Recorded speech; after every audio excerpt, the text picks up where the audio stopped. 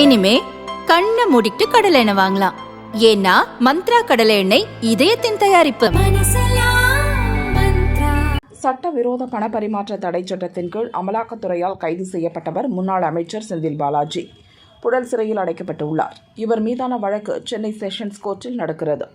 கடந்த வருடம் ஜூன் மாதம் கைது செய்யப்பட்டாலும் கடந்த பிப்ரவரி 13 வரை இலாக்கா இல்லாத அமைச்சராக பதவியில் இருந்தார். அதன்பின் அமைச்சர் பதவியை ராஜினாமா செய்தார். செந்தில் பாலாஜி சிறையில் இருந்தாலும் கரூர் திமுகவில் அவரது செல்வாக்கு குறையவில்லை.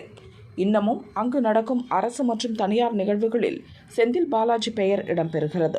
பேனர், போஸ்டர்களில் செந்தில் பாலாஜி கலந்து கொள்வது போல அச்சடிக்கப்படுகிறது. வரும் 16, 17 கரூர் வெண்ணெய் மலையில் தனியார் அமைப்பு சார்பில் கால்பந்து போட்டி நடக்கிறது.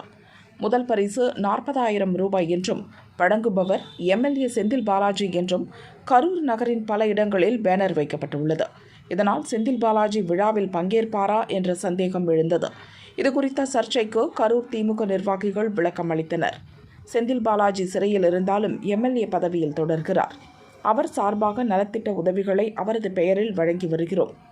அந்த வகையில் கால்பந்து போட்டிக்கும் அவர் சார்பில் பரிசு வழங்கப்படுகிறது. அதனால்தான் செந்தில் பெயர் போட்டு பேனர் வைத்தோம் என்றனர் திமுகவினர்.